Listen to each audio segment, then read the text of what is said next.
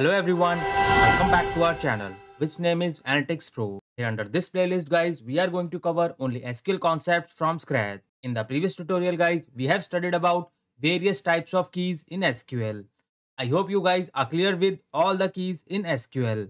And now in today's tutorial guys, we will discuss one more topic of SQL, which name is normalization and denormalization. And we will also cover some advantages and drawbacks of normalization and denormalization.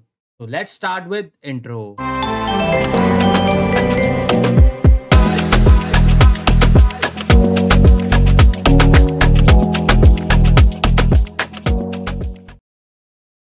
So firstly guys, let's discuss what is normalization in SQL. So here is the definition guys. Normalization is a database design technique that reduces data redundancy. Here redundancy simply means duplicacy, which leads to data inconsistent. So basically guys, with the help of normalization techniques, we have to reduce duplicacy from the tables. So here we will discuss advantages and drawbacks of normalization. But before that guys, let me also discuss what is denormalization. So denormalization guys is reverse to normalization. So here is the definition guys. Denormalization is used to combine multiple table data into one single table so that it can be queried quickly. So basically guys, here we are combining multiple table and get data into single table. That is simply called denormalization. And now let's discuss about what are the advantages and disadvantages of normalization and denormalization. So let's firstly discuss the advantages of normalization. So with the help of normalization technique guys, it reduces the data redundancy, which we have already discussed in the definition. It eliminates duplicate data by organizing into a logical tables. For an example, customer info isn't repeated in every order row. And the next advantage says it also improves data integrity and consistency. Data is stored in one place, so updates only need to happen once. And it ensures consistent value. For an example, correcting a customer name updates it everywhere it's referenced. And now let's discuss the third advantage of normalization. It also saves storage space. So guys, less duplication of data means lower storage requirement, especially in large system. So this is another advantage of normalization. And now let's talk about the fourth advantage of normalization. It also improves data organization. Basically guys, data is divided into well-structured table with clear relationship, which make it easier to manage large amount of data. And now let's discuss another advantage. It is easier to maintain and update.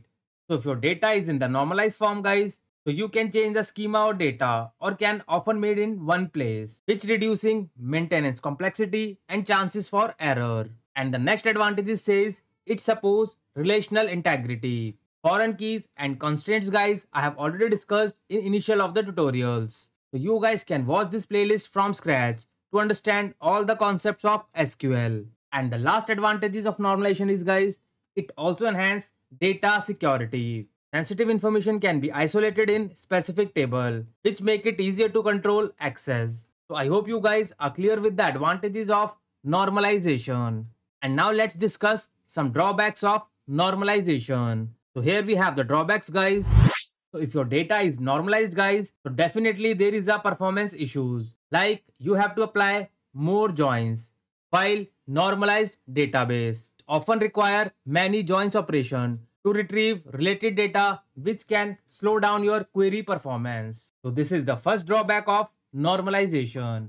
Here you need to apply more joins and there is a performance issues. And there is another point guys, here under the performance issue, complex queries. Queries become more complex and harder to write and maintain due to the spread of data across many tables. So obviously guys, if you have data in the different tables, so it is difficult to write the queries to fetch the data. So I hope you guys are clear with the first drawback of normalization, which is performance issue. Now let's talk about second point, which is increased complexity. So here designing and managing a normalized schema require a deeper understanding of the data and relationship. And there is a more effort is needed to enforce constraints and maintain referential integrity. And this referential integrity guys, I have already explained in the previous tutorials. Here I have explained foreign key is a concept of referential integrity. So this is the another drawback guys of normalization. And now let's talk about the third drawback of normalization. Slower write operations. Here insertion, updates and deletion may require multiple steps. For an example, updating several tables which can lead to slower write performance. So here operations are also slow. So that is also a drawback of normalization. And now let's discuss another drawback of normalization. It is difficult reporting and analytics. So basically guys, if you use any analytical tools like Power BI and Tableau, deformalized data is often preferred because it's easier to query and aggregate. So if your data is in the different table guys, so sometimes it will also impact on your reporting and analytical capability. And the last but not the least, harder for non-technical users. Business users often struggle with normalized database when querying or trying to extract insights. And now guys, let me show you one schema of Power BI, which name is Snowflake schema. And this Snowflake schema is considered as normalized data model, which is commonly used in data warehousing. So here we guys can clearly see here sub-dimensions are simply connected to dimension, and this dimension is directly connected with sales fact. So here dimensions are splitted into sub-dimension, and this schema is known as normalized schema in Power BI. Here dimension tables are normalized, and here normalization simply means which removes redundant data, and it involves breaking down dimension table into multiple related tables, which is a more normalized form of a star schema. So Snowflake schema is called normalized schema in Power BI. And now guys, let's discuss some advantages and disadvantages of denormalization. So denormalization simply means combine multiple table into single table. So let's learn what could be the advantages of denormalization. So here we can see faster read performance. Data is often stored in fewer tables with fewer joins, which speed up heavy queries, especially useful in reporting or analytics. So basically guys, whatever the disadvantages of normalization, here we have the advantages of denormalization. So there were a performance issue, but here performance is faster as compared to normalized schema. And the second advantage is that simpler queries. Queries are easier to write and understand since all needed data is in one place or a fewer table. So in the normalization guys, the queries were complex. But here guys, it is easier to write and understand the queries in the single table. And the next point says it improves reporting efficiency. Reporting tool benefit from flatter structures where aggregation and filtering are simpler and faster. So obviously guys, if you are dealing with the less tables, it is easier to fetch the data from the fewer tables. And now let's talk about next advantages of denormalization. It reduces complex joins. So obviously guys, you don't need to require any join kind here because tables are denormalized, which can improve performance, reduce query and complexity. And now let's talk about another advantage of denormalization, which is better performance or read heavy application. In system like data warehouse, where data is read much more than written. So denormalization boosts efficiency. So I hope you guys are clear with all the advantages of denormalization. And now let me discuss some disadvantages of denormalization. So here we guys can see the drawbacks of denormalization. It increases data redundancy. So data is duplicated across multiple places. Obviously guys, if you are dealing with a single table, so data would be more redundant, which wastes storage space and can lead to inconsistencies. So the next point says data inconsistency risk. When redundant data is updated in the one place but not in others guys, it can lead to mismatches the data. For an example, customer address is changed in one record but not in others. So this can cause data inconsistency.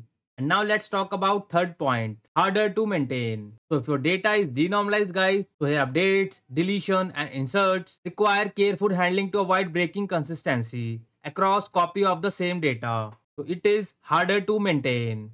And now let's talk about one more disadvantage, more complex data validation. With the normalized data guys, constraints and relationship can enforce rule, but in denormalized structure guys, developer must enforce consistency manually. So here consistency is more required. And now let's discuss two more drawbacks of denormalization. So the next point is storage overhead. Because of duplicated data guys, disk space uses increases, which may be an issue with very large data set. And the last but not the least, less flexibility in schema changes. Changes field that exist in multiple places can be more complicated and error prone. So basically guys, you can't change the schema again and again. So here we have the less flexibility in the denormalization, and changing in any field in the particular table, it may be more complicated and there might be high chances of getting an error. So I hope you guys are clear with the drawbacks of denormalization. And now let me show you one more schema of Power BI, which name is star schema. So in Power BI guys, star schema is a denormalized data structure. Here dimension tables are denormalized, which means there is a redundant data here in the dimension tables. Here central fact table contains measurable values like sales, revenue, etc. And in the dimension tables guys, it contains descriptive attributes like customer name, product, category, etc. So this schema is denormalized in Power BI, and Snowflake is a normalized schema in Power BI. So now the question is that guys, why we oftenly use star schema in Power BI, although Snowflake is better to use instead of star. So here are some points guys, which clearly explains that how we need to use star schema in Power BI. So the first point says performance optimization. Here Vertipaq engine is optimized for columnar storage and compression. Denormalized structure means fewer joins, so queries execute faster. Star schema work well with Power BI in memory engine, which thrives on fewer wider tables with fewer relationships. It is also simplified our data model. Can easily create a relationship with fact and dimension. Better aggregation and filtering. So star schema make it easy to aggregate facts over various dimensions and can be better automatic relationship like slicers, filters with a clean star layout. And it also improved relationship handling, which we have already explained. Along with that, best practice for semantic models. So these are the major points guys. That's why we majorly use star schema in Power BI. So I hope you guys are clear with advantages and drawbacks of normalization and denormalization. And in the next tutorial guys, I will explain all the 6 forms of normalization, that how you guys can split your table and convert into normalization form. And for such kind of detailed learning guys, stay connected with us and kindly support this channel.